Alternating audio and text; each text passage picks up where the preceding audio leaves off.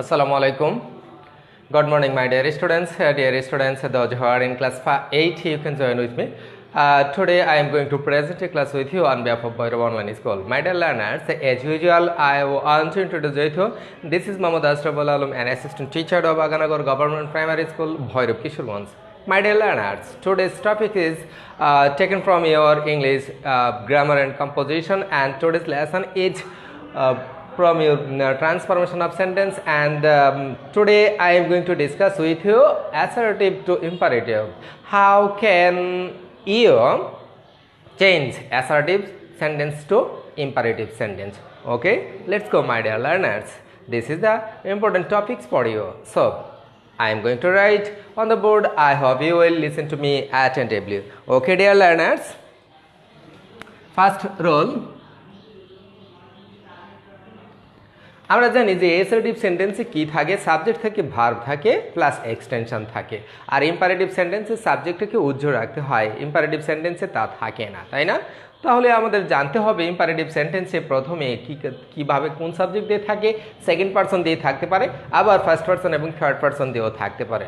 তো শুরুতেই জানবো সেকেন্ড পারসন যদি যুক্ত থাকে তখন কিভাবে আমরা করব। প্রিয় শিক্ষার্থী বন্ধুরা, তো লিখে নেই, যদি সেকেন্ড পারসন কি থাকবে, ইউ থাকে, তাই না? Second person plus should plus মূল ভার্ব যুক্ত মূল ভার্ব প্লাস এক্সটেনশন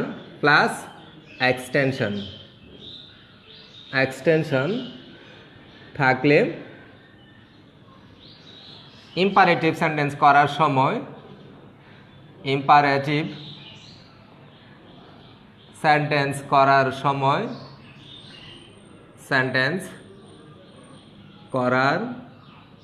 সময়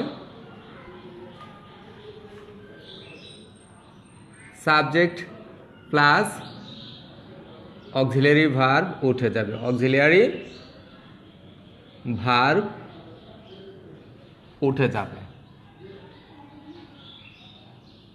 উঠে যাবে। তারপর কি করতে হবে? উঠে যাবে প্লাস মূল ভার্ব প্রথমে বসবে, মূল ভার্ব সহ বাকি অংশ বসবে। এক্সাম্পল আমরা জানবো। কি লিখেছি এখানে সুন্দরভাবে লেখা আছে যে সাবজেক্ট কি থাকবে, সেকেন্ড পারসন হিসেবে ইউ থাকবে। ইউ যদি থাকে তখন আমাদের কি করতে হবে? ইউ যুক্ত থাকলে আমাদেরকে ইউর পরে কি থাকে, শুড থাকে, অথবা কোনো অক্সিলিয়ারি ভার্ব যুক্ত থাকতে পারে। এই অক্সিলিয়ারি ভার্ব যদি যুক্ত থাকে আর সাবজেক্ট হিসেবে সেকেন্ড পারসন ইউ থাকে তখন আমাদের কি করতে হবে? সাবজেক্ট এবং শুড মানে অক্সিলিয়ারি ভার্ব পর্যন্ত উঠে যাবে, উঠে এখানে কি দিতে হবে? মূল ভার্ব বসাতে হবে। তারপরে কি করতে হবে? মূল ভার্বের পরের যে অংশটুকু আছে সেগুলো লিখতে হবে, তাই না প্রিয় শিক্ষার্থী বন্ধুরা? হ্যাঁ, চলো তাহলে দেখি কিভাবে করা যায়। এখানে কখনো কিন্তু শুড থাকতে পারে, আবার নাও থাকতে পারে। শুড না থাকলে শুড আমরা লিখবো না, লেখার প্রয়োজন নাই। তো লিখবো এখানে অ্যাসার্টিভ সেন্টেন্স, যেমন ইউ রিড দ্য বুক। ইম্পারেটিভে কি হবে আমরা একটু দেখে নেব। আবার অ্যাসার্টিভ সেন্টেন্সে লিখি যে you should obey your parents। হ্যাঁ প্রিয় শিক্ষার্থীরা, এবার দেখো এখানে দুটি সেন্টেন্স লিখেছি, তাই না? কি লিখেছি? একটা you read the book, you আছে, ইউর পরে কোনো অক্সিলিয়ারি ভার্ব নাই, তাহলে কি করতে হবে? আমাকে ইম্পারেটিভ করার সময় এই ইউটাকে বাদ দিয়ে দিতে হবে। বাদ দিয়ে শুরুতে কি লিখবো? রিড লিখবো। রিডের আর হয়ে যাবে ক্যাপিটাল লেটারে, তাই না? আমরা জানি যে ইংলিশ লেটারের ফার্স্ট লেটারটা, ইংরেজি সেন্টেন্সের ফার্স্ট লেটার হবে capital letter. So read the বুক, শেষে কি হয়ে যাবে? ফুল স্টপ হবে, তাই না? কি হবে? Full stop. প্রিয় শিক্ষার্থীরা, এবার দেখো এখানে কি আছে, সাবজেক্টের পরে শুড আছে, শুড হলো অক্সিলিয়ারি ভার্ব। তাহলে সাবজেক্ট এবং শুড এই দুটা উঠে যাবে, উঠে গিয়ে কী হয়ে যাবে, মল ভার্ব হলো অবে। তো লিখতে হবে obey your parents, obey your parents, তোমার মা বাবাকে মান্য করো। হ্যাঁ প্রিয় শিক্ষার্থীরা, এমনভাবে আরও সেন্টেন্স তোমরা লিখতে পারো। কীরকম হতে পারে, আরেকটি সেন্টেন্স এক্সাম্পল তোমাদের জন্য লিখে দিচ্ছি যে you should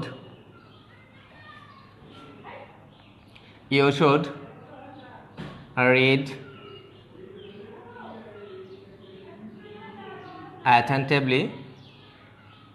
attentively to pass the exam. হ্যাঁ কি লেখা আছে, you should read attentively to pass the exam. এখানে বলা হলো যে তোমাকে উচিত মনোযোগ সহকারে পড়ার জন্য তোমার পরীক্ষায় পাস করতে হলে, তাই না? তো এইখানে কিভাবে আমরা এটা করব, তো এখানে শুড আছে, শুডটাকে বাদ দিয়ে দিতে হবে, তাই না? ইম্পারেটিভ করতে হলে কিভাবে লিখতে হবে, যে ইউ শুড পর্যন্ত উঠে যাবে, উঠে গিয়ে কি হয়ে যাবে, বলবার হলো রিড, রিড থেকে হবে রিড অ্যাটেন্টিভলি টু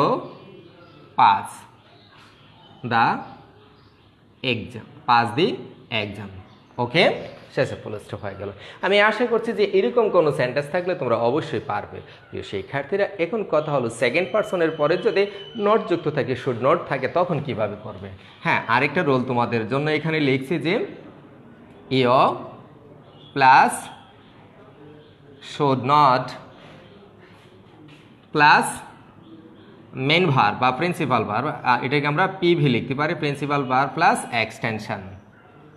এক্সটেনশন থাকলে ইম্পারেটিভ করার সময়, ইম্পারেটিভ সেন্টেন্স করার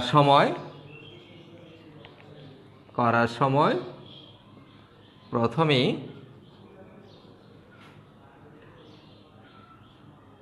ইউ প্লাস শুড উঠে গিয়ে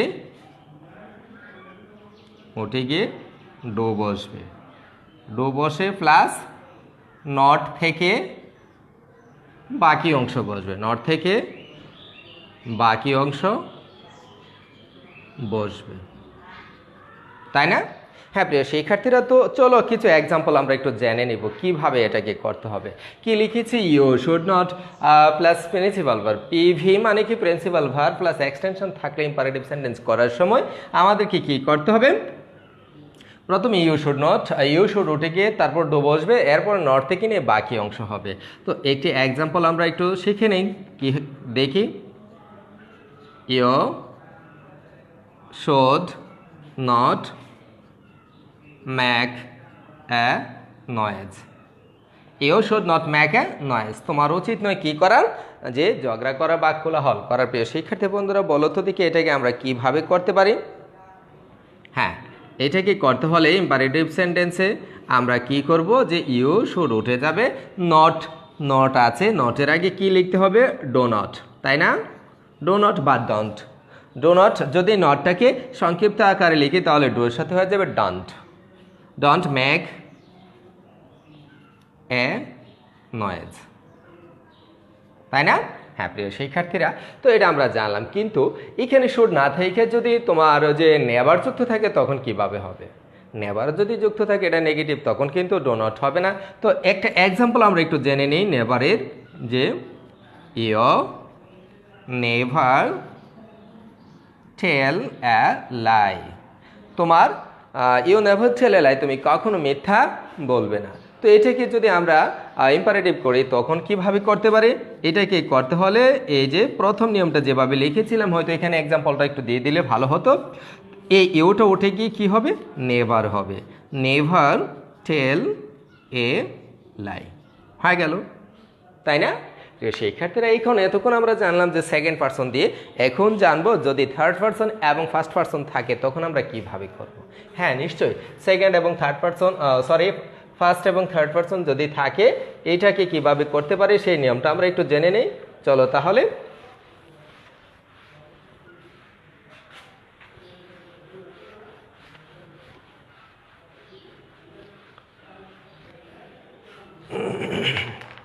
হ্যাঁ প্রিয় শিক্ষার্থীরা, কি জানবো বলছি যে ফার্স্ট এবং থার্ড পারসন থাকলে প্রথমে কি হবে।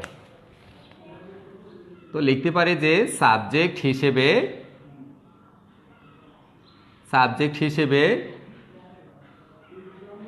ফার্স্ট পারসন এবং থার্ড পারসন থাকলে ইম্পারেটিভ করার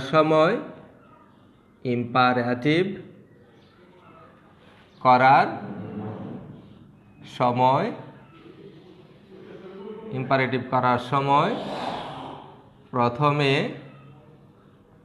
ল্যাট বসে, প্লাস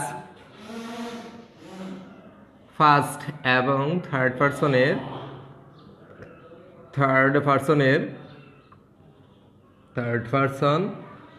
এর অবজেক্টিভ ফর্ম বসে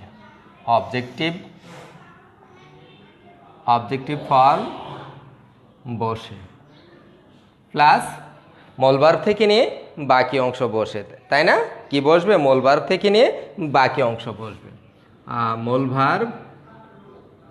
মূল ভার্ব সহ বাকি অংশ বসবে, মূল ভার্ব সহ বাকি অংশ বসবে। হ্যাঁ, তবে সকল প্রকার অক্সিলারি ভার্ব উঠে যাবে, সকল প্রকার অক্সিলারি ভার্ব উঠে যাবে। হ্যাঁ, কি বলেছি এখানে যে যদি থার্ড পারসন এবং ফার্স্ট পারসন থাকে তখন আমাদের কি করা উচিত, তখন কি করতে হবে। হ্যাঁ, তো এর আগে জেনে নিই ফার্স্ট পারসন এবং থার্ড পারসন কি। ফার্স্ট পারসন হলো আই ওই, আর থার্ড পারসন হিসেবে যখন সাবজেক্ট হবে তখন কি হতে পারে? হি সি দে, তাই না? হি সি দে, ইট মিনা দিনা ইত্যাদি যে কোনো ধরনের নাম থাকতে পারে, তাহলে সেটা হয়ে যাবে কি থার্ড পারসন। আর ফার্স্ট পারসন বলেছি আই এবং ওই, তাই না?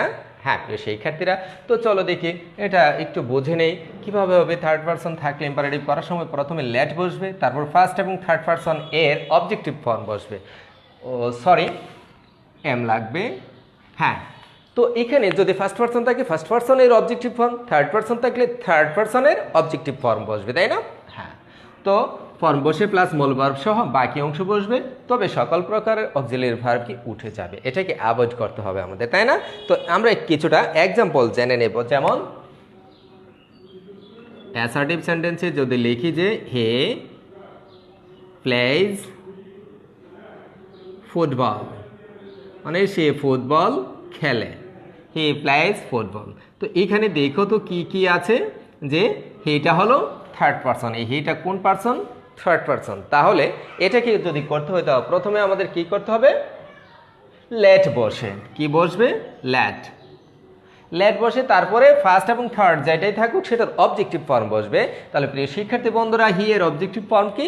হি এর অবজেক্টিভ ফর্ম হলো হিম, হি এর অবজেক্টিভ ফর্ম হিম, লেট হিম, তারপরে কি হয়ে যাবে? Play football, let him play football.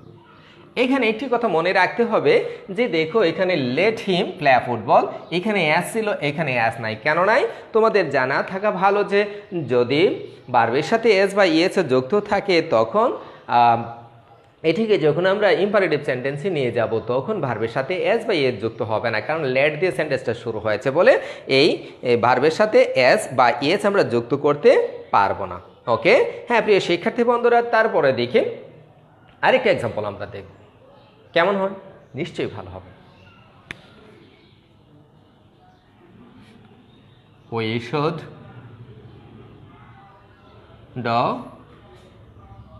should do our duties. We should do our duties. এইখানে কিভাবে করব আমরা দেখিয়ে দেই একটু। এখানে দেখো তো শুড আছে, শুড কি থাকবে? না, বলা আছে যে যে কোনো প্রকারের মানে সকল প্রকারের অক্সিলারি ভার্ব থাকলে সেটা উঠে যাবে। এখানে শুড হলো অক্সিলারি ভার্ব, সুতরাং অক্সিলারি ভার্ব তো অবশ্যই উঠে যাবে। তো কি করতে হবে? শুরুতে লিখতে হবে ল্যাট, লেট। উই এর অবজেক্টিভ ফর্ম কি বলো তো দেখি? উই এর অবজেক্টিভ ফর্ম হলো আজ। উই এর অবজেক্টিভ ফর্ম হলো আজ। লেট আজ। তো শুডটাকে আমরা কি করব? ক্যান্সেল করে দিব, মানে থাকবে না, তাই না? লেট আজ, তারপরে মূল ভার্ব কি? ড। লেট আজ ড। তারপরে বাকি অংশ যা আছে, লেট আজ ডু আওয়ার ডিউটিজ, লিখে দিলাম। Let us do our duties, আমরা আমাদের কর্তব্য পালন করলাম বা দায়িত্ব পালন করলাম, তাই না? হ্যাঁ প্রিয় শিক্ষার্থীরা, তো এমনভাবে যদি আরেকটি এক্সাম্পল লিখি, যেমন হতে পারে যে উই ডোন্ট হ্যাট দ্য পর। হ্যাট দ্য পর, আমাদের গরিবকে ঘৃণা করা উচিত না, বা এখানে শুড নটও ব্যবহার করতে পারতাম, তাই না? তো কিভাবে আমরা করব? প্রথমে কি লিখব? লেট। তারপরে কি লিখব? আজ। লেট আজ। এখানে দেখো ডুটা কি হিসেবে হয়েছে? এখানে যে ডু আছে ডন্ট, ডন্টের মধ্যে নট ছাড়া ডোটা হলো অক্সিলারি ভার্ব, তাহলে ডু উঠে যাবে। তো লিখব কি? লেট আজ নট। লেট আজ নট, তারপরে হ্যাড দ্য পর। হয়ে গেল? হ্যাঁ, আমি আশা করি যে তোমরা সবাই এগুলো বুঝতে পেরেছো, তাই না প্রিয় শিক্ষার্থী বন্ধুরা? তো এইখানে আমি যে থার্ড পারসন হিসেবে কিছু নাম বলেছিলাম, যে যদি কোনো ব্যক্তির নাম থাকে, সালমা, দিনা, মিনা ইত্যাদি, অথবা সুমন, মামুন, এরকম কোনো নাম থাকে, তখন কিভাবে করবে? চলো দেখি তাহলে একটু এক্সাম্পল একটু দেখে নিই। যে Rahman makes a garden. Rahman একটি বাগান তৈরি করে। এখানে থার্ড পারসন হিসেবে কি আছে? রহমান আছে। তো এটাকে যদি আমরা ইম্পারেটিভ করি, তখন প্রথমে কি হবে? লেট হবে। এখানে রহমানের অবজেক্টিভ রূপ কি? রহমানের অবজেক্টিভ রূপ আমরা জানি, যদি নাউন থাকে তাহলে ওই নাউনটাই বসাবো। নাউন থাকলে এই নাউনটাই বসাবো, কিন্তু এটাকে প্রনাউন হিসেবে হেম, হার ইত্যাদি বসাবো না, তাই না? তো লিখবো কি? লেট রহমান। লেট রহমান। এখানে কি মেক্স হবে না মেক হবে? বলো তো দেখি। মেক হবে। Make a garden. Let Rahman make a garden. Okay. হ্যাঁ প্রিয় শিক্ষার্থীরা, তো এখন যদি সাবজেক্ট থার্ড পারসন হিসেবে দে থাকে, তখন কিভাবে হবে দেখো তো দেখি। দে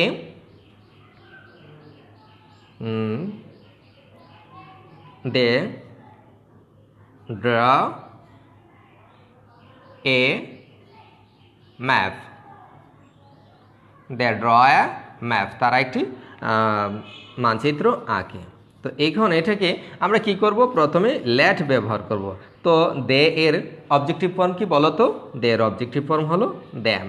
লেট দ্যাম, তারপরে মূল ভার্ব হলো draw a map. Late them draw a map, তাদেরকে একটি পতাকা আঁকতে দাও। হ্যাঁ প্রিয় শিক্ষার্থীরা, যদি সি থাকে তখন কিভাবে করবে দেখো তো। সে ড্রিঙ্কস মিল্ক, সে দুধ পান করে। তো এখানে যদি এম্পারেটিভ করি, তো কিভাবে আমরা করব বলো তো দেখি। লেট, তাই না? সি এর অবজেক্টিভ ফর্ম কি বলো তো দেখি। সি এর অবজেক্টিভ ফর্ম হলো হার। সি এর অবজেক্টিভ ফর্ম হার। লেট হার, তারপরে ড্রিঙ্ক মিল্ক। হয়ে গেল? হ্যাঁ শিক্ষার্থী বন্ধুরা, তো এইভাবে কিন্তু আমরা করতে পারি, তাই না? যদি এখানে নেগেটিভ ফর্ম থাকে, তখন কিভাবে করতে পারবে এরকম একটি এক্সাম্পল একটু দেখে নেই। যে সে ডাজন্ট সিং হিয়ার, সে এখানে গান করে না। তো এখানে যদি ইম্পারেটিভ করি, তাহলে কিভাবে করতে হবে বলো তো দেখি। লেট, লেট না? হ্যাঁ, লেটের পরে সি এর বদলায় কি দিতে হবে? হার দিতে হবে। লেট হার, তারপরে ডাজ নট আছে, কি হবে? Not. Let her not sing here. হয়ে গেল, তাই না? হ্যাঁ শিক্ষার্থী বন্ধুরা, তাহলে আশা করছে যে আমি আজকে তোমরা এখান থেকে যে আমি যে দু তিনটি রোল নিয়ে আলোচনা করলাম, কিছু এক্সাম্পল দিলাম, সেগুলো তোমাদের জন্য অনেকটাই কাজে লাগবে। I hope that you will practise this at your home, and I hope you will share this class with your other classmates. And if you feel any kind of problem, you can inbox me. Okay, my dear learners. So I want to finish this class for today. Next time I will present another class with you, and I hope you will like Bhairav Online School. Okay, my dear learners, thank you so much. Allah Hafiz.